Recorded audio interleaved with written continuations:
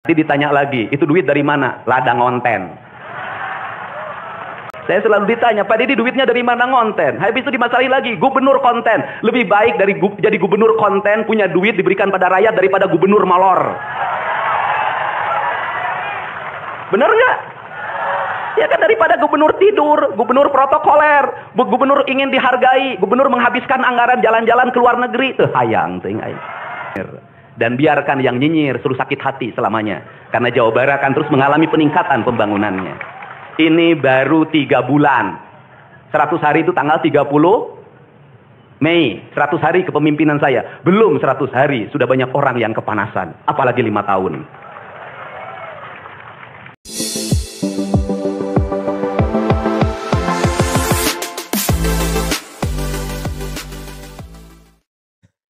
Jumpa lagi dengan saya Fata di channel Studi TV. Pada kesempatan kali ini mari kita simak bersama-sama pidato Gubernur Jawa Barat pada saat berpidato di acara upacara peringatan Harkitnas tingkat Provinsi Jawa Barat tahun 2025 beberapa saat yang lalu. Dalam pidatonya, Kang Deddy Mulyadi kembali menyebut dan menanggapi sebuah istilah yang disematkan kepada beliau dengan sebutan atau diksi gubernur konten. Kata Kang Deddy Mulyadi, lebih baik dikatakan sebagai gubernur konten karena dengan begitu dapat membantu masyarakat daripada menjadi gubernur yang molor, tidak bisa menjalankan kebijakan yang berorientasi kesejahteraan masyarakat, bukan hanya duduk manis di bangku kantor, tapi lebih banyak turun ke tengah-tengah masyarakat untuk dapat memastikan apa aja keluhan dan masalah yang dihadapi oleh rakyatnya. Nah, dalam pidato itu, kata Kang Deddy Mulyadi, beliau baru memimpin kurang lebih 3 bulanan, belum genap 100 hari. Oleh karena itu, beberapa kebijakan sudah diterapkan dan sudah melakukan akselerasi perubahan-perubahan yang progresif pada Provinsi Jawa Barat. Kang Deddy Mulyadi juga menanggapi bahwa orang yang tidak senang dengan kebijakan Kang Deddy Mulyadi dibiarkan saja, hiraukan komentar-komentar mereka. Yang penting seluruh kebijakannya disesuaikan dengan analisis, kajian, dan pemikiran yang matang sehingga tidak menabrak apa yang seharusnya itu tidak dilakukan pada saat menjalankan kebijakan. Nah, untuk itu mari kita simak teman-teman pidato dari Kang Deddy Mulyadi yang luar biasa, yang menyinggung banyak hal di dalam pidatonya itu. Mari kita simak videonya berikut ini. Dan yang paling berbahagia hari ini adalah orang tua.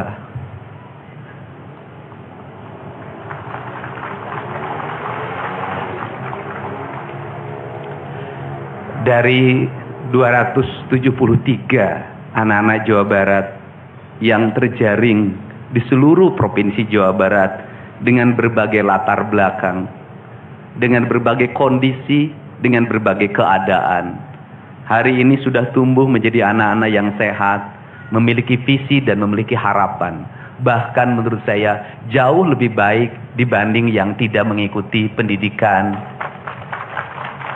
di Dodik, Lembang, Rindam 3, Siliwangi. Saya ucapkan terima kasih buat komandan, wakil komandan, dan para pelatihnya. Yang pertama, hari ini kita bersama-sama memperingati upacara kebangkitan nasional. Saat masyarakat Indonesia, masyarakat Nusantara disadarkan dari ketertutupan telinganya, dari ketertutupan matanya, dari ketertutupan hatinya, dari kebutaan matanya, dari ketulian telinganya, dari kebisuan lidahnya, dan dari ketutupan hatinya, di mana saat itu kita masuk pada sebuah fase kita ternina bobokkan oleh imperialisme kolonialisme yang menghamparkan lapangan pekerjaan, yang menghamparkan perkebunan, yang menghamparkan areal persawahan, yang menghamparkan areal-areal irigasi, yang menghamparkan areal bendungan. Tetapi mereka mengisi gedung sate ini, Mereka mengisi gedung-gedung indah dan mewah di seluruh Nusantara. Tetapi gedung-gedung itu hanya memiliki hak mereka untuk melakukan pengelolaan keuangan, untuk melakukan pengelolaan kekuasaan, di mana seluruh hasil kekayaannya dinikmati oleh mereka dan dikirimkan ke negerinya. Dan kemudian rakyat Indonesia hanya menjadi kuli dengan gaji yang terbatas. Dan beberapa orang Indonesia yang tunduk menjadi kaki tangannya, menikmati sebagian kekuasaannya, bahkan menikmati uang-uang yang seharusnya dibayarkan kepada para pekerja Indonesia yang lapar, yang hitam kelam terbakar, yang disebutnya sebagai rodi. Mereka mengambil hak-hak mereka dan dinikmati oleh mereka yang hari itu berkongsi dengan kolonialisme. Maka kesadaran itu tumbuh. Lahirlah gerakan Budi Utomo. Lahirlah gerakan Sumpah Pemuda. Dan seluruh gerakan itu dimulai dengan sebuah kesadaran dan hilangnya rasa takut pada dirinya bahwa kita adalah pemilik hak dari negeri ini. Hari ini kita disadarkan pada sebuah peristiwa di mana kita sering buta mata kita.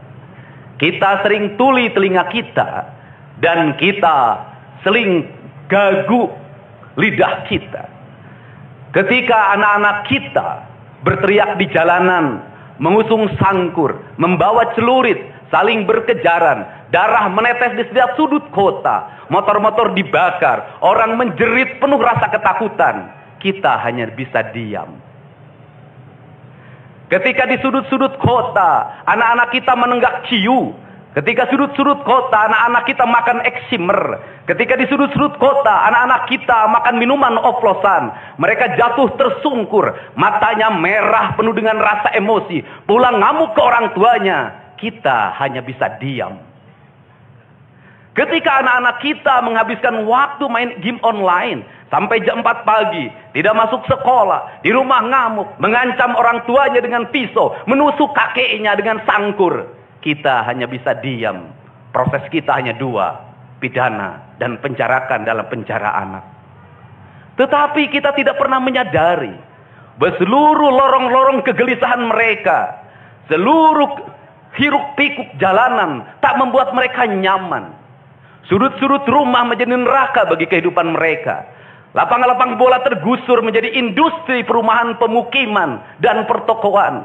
Mereka kehilangan tempat bermain. Mereka kehilangan air yang jernih di sungai sehingga bisa mereka berenang. Mereka kehilangan gunung-gunung yang indah tempat mereka bercengkrama dengan alam. Mereka kehilangan sawah yang terhampar. Yang mereka lihat adalah kebisingan dan kebisingan. Bising di jalanan karena knalpotnya brong. Bising di rumah karena orang tuanya bertengkar. Maka mereka lari dalam rorong-gerong gelap. Digenggamnya handphone, diambilnya obat-obat terlarang, ditenggaknya minuman dalam sebuah kelompok yang sama. Kita orang-orang yang terpinggirkan di rumah, kita orang-orang yang terpinggirkan di sekolah. Guru-guru telunjuknya menunjuk pada wajahnya, tapi tak bisa memberikan solusi kegelisahan jiwanya. Semua orang hanya memberikan pengamatan, analisis, kajian. Itulah metodologi yang dikembangkan bangsa ini. Tetapi tidak ada yang berani mengambil solusi. Mengangkat mereka di sudut jalanan, dimasukkan ke barak, dididik secara militer, diarahkan menjadi anak-anak yang berguna. Kedisiplinan militer adalah harga mati bagi kemajuan bangsa, bukan musuh. Pandangan-pandangan buruk terhadap militer adalah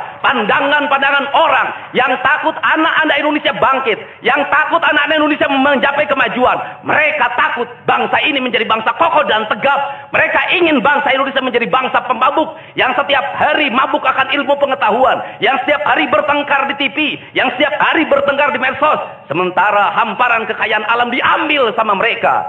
Janganlah kita menjadi antek dari bangsa lain, memporak-porandakan diri sendiri dan bangsanya dengan alasan pengetahuan, dengan alasan hak asasi manusia. Anak membawa motor di bawah umur adalah pelanggaran hak anak. Kapan kita bertindak? Dan selama ini kita membiarkan anak-anak nonton film tanpa didampingi oleh orang tua. Itu adalah pelanggaran anak. Dan kita tidak pernah bertindak. Anak-anak di bawah umur merokok, minum minuman keras, itu adalah pelanggaran hak anak. semuanya kita berdiam. Anak-anak main game online, nonton tayangan-tayangan dewasa lewat media sosial, kita berdiam. Negeri ini akan hancur manakala semua orang berdiam. Maka orang yang memegang kekuasaan harus menggunakan tangannya untuk merubah seluruh kemunkaran ini menjadi sebuah kebajikan. Kalau kita berkomitmen pada bangsa ini, problem anak-anak kita adalah mengkonsumsi tayangan yang bukan haknya di media sosial. Maka saya meminta peraturan pemerintah yang mengatur tentang itu segera dilaksanakan. Anak-anak di bawah umur tidak boleh mengakses media sosial yang bukan haknya.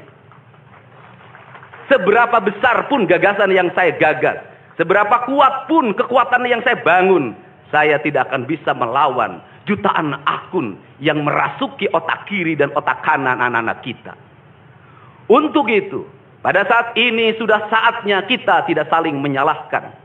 Untuk itu saat ini tidak ada salahnya kita mengambil tindakan berdasarkan perilaku kita masing-masing. Perilaku ekonomi menyebabkan anak-anak kita kehilangan ibunya karena pergi ke luar negeri. Perilaku ekonomi mengakibatkan anak-anak kita tidak pernah bertemu dengan ibu dan bapaknya karena mereka mencari rejeki. Mereka ada di pojok-pojok rumah bersama kakeknya. Kakeknya melarangnya dia main game online, melarangnya pakai motor jam 11 siang. Maka pisau dapur terhunus dan ditusuk seseorang kakek oleh cucu yang disayanginya. Kerangka pijak seperti ini harus dibangkitkan oleh kita. Semangat militer, bukan militerisasi. Kalau anak-anak dibangunkan jam 4 subuh, di mana letak salahnya dan di mana letak pelanggarannya? Kalau anak-anak dibangunkan, kemudian disuruh membereskan tempat tidur, apa salahnya dan apa pelanggaran hak anaknya? Kalau anak-anak disuruh sholat subuh, apa pelanggaran haknya? Kalau anak-anak mengikuti kuliah subuh, apa pelanggaran anaknya? Kalau anak-anak disuruh ngantri kemudian makan pagi, sarapan pagi dengan telur, dengan nasi, dengan pisang dan minum susu, di mana letak salahnya? Kalau anak-anak kemudian disuruh belajar, dan saat belajar duduknya bersikap, memandang ke arah gurunya, memandang mata gurunya, agar terjadi transformasi energi antara guru dengan muridnya, yang hari ini dihilangkan dengan digitalisasi, menghilangkan ruh spiritual konsepsi pendidikan kita, diganti dengan konsep pendidikan digital, yang tidak lagi melahirkan hubungan emosional guru dan murid. Akhirnya murid-murid tidak menghormati guru-gurunya, karena guru lupa mengekspresikan nilai-nilai spiritual dalam dirinya pada murid dalam ruangan yang hening, diganti dengan papan belajar digital. Di mana letak salahnya? Kalau anak-anak itu diajarkan makan siangnya tertib, berantri, berdoa sebelum makan, di mana letak salahnya?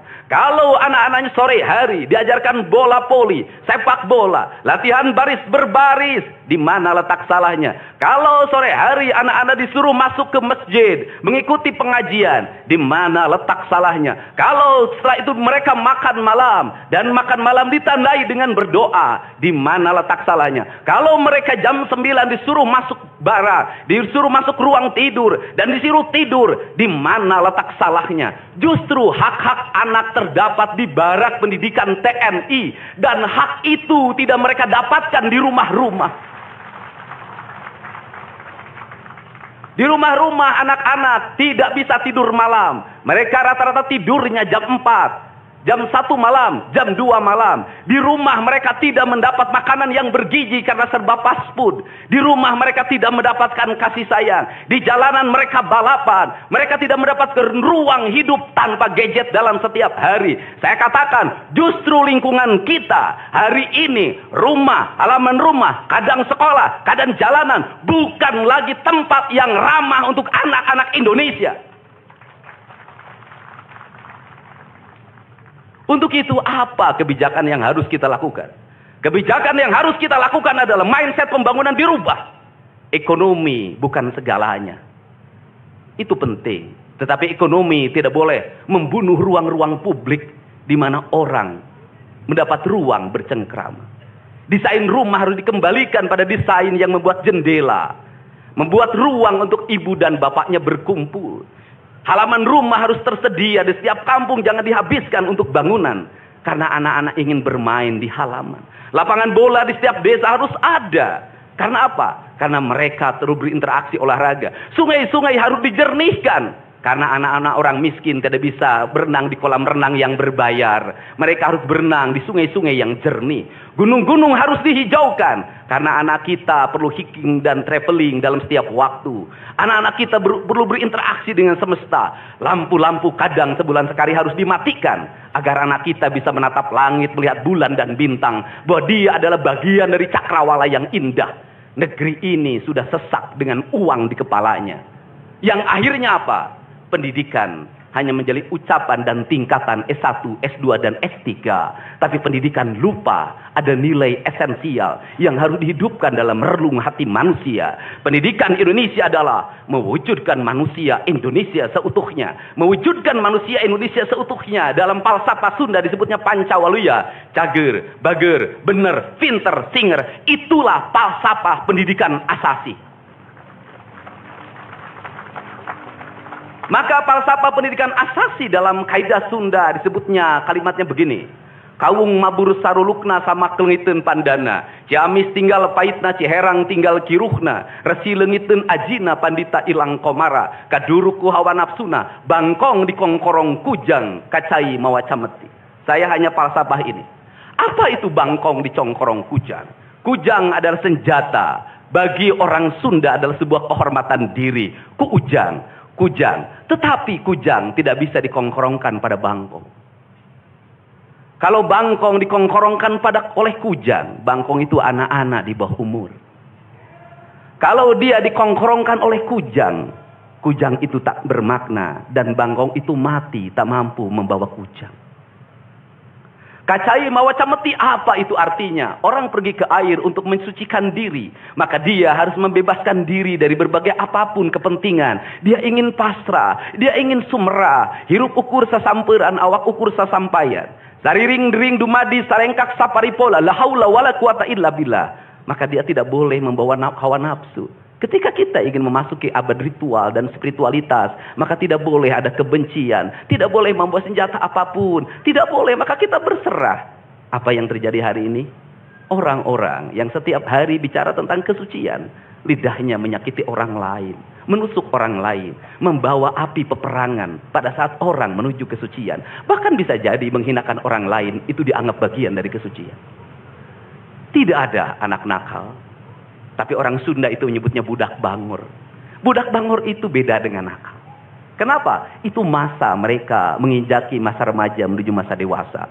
Maka di hari kebangkitan nasional ini, pemerintah Provinsi Jawa Barat, sekolah yang hari ini berjalan, ada pendidikan karakter, ada bela negara. Saya akan meresmikan menjadi Sekolah Kebangsaan Jawa Barat Istimewa.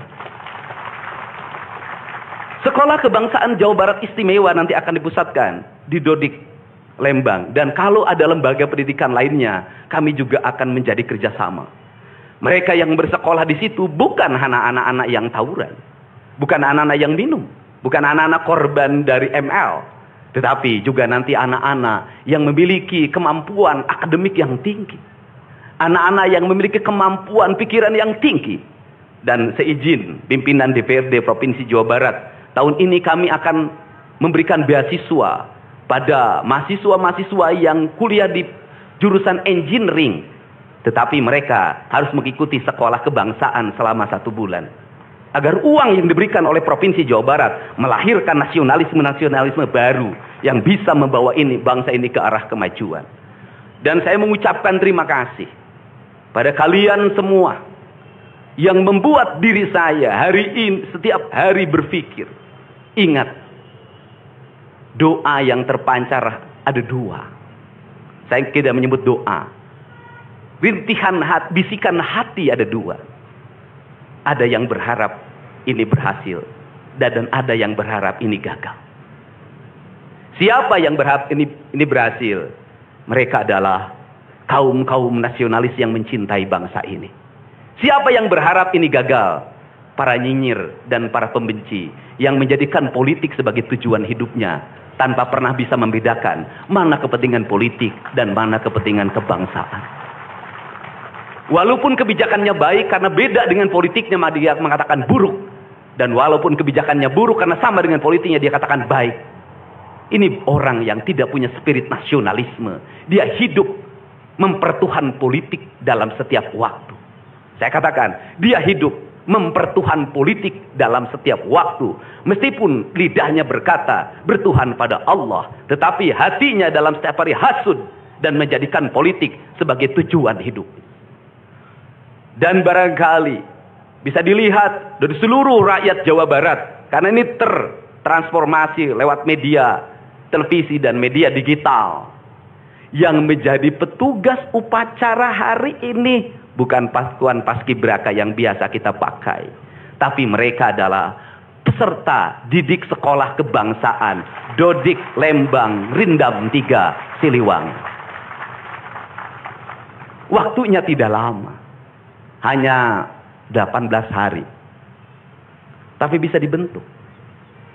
Pertanyaannya adalah, di sekolah mereka bisa dibentuk seperti ini? Kalau di sekolah tidak dibentuk hari ini, maka pertanyaannya adalah, berarti sistem pendidikan nasional harus dievaluasi.